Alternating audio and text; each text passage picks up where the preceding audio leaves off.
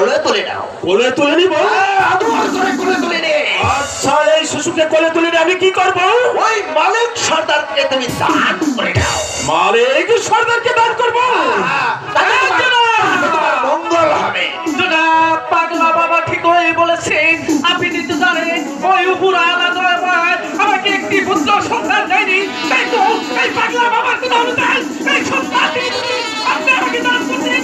ওকে সন্তান লালন পালন করি, ওকে আমি মানুষের মতো মানুষ করে রাখতে না।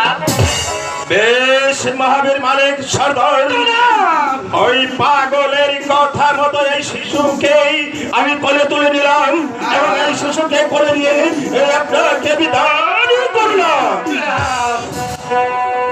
বেশ, একটি কথা শুনে রেখো মহাবীর মালিক সর্দার, এই শিশুকে শুধু তুমি লালন পালন করবে আর এই শিশুর এই মালিক হলাম আমি। জনাব, আমি আপনাকে কথা দিচ্ছি, ওকে শুধু আমি লালন পালন করি, লেখাপড়া শিখে মানুষের মতো মানুষ করে তুলব, ওর সমস্ত দায়িত্ব হবে আপনারই। জনাব, কি কথা? আরো কথা?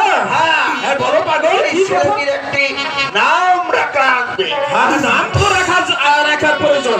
বলো, এই শিশুকে আমরা কি নাম ধরে ডাকবো? এই শিশুটিকে তোমরা নাম রাখবে মক্কাশে। এই সুন্দর নাম হয়েছে। এই নাম হয়েছে আমাদের মহাবীর নবী করিম সাল্লাল্লাহু আলাইহি সাল্লামের এক সহোদরের নাম।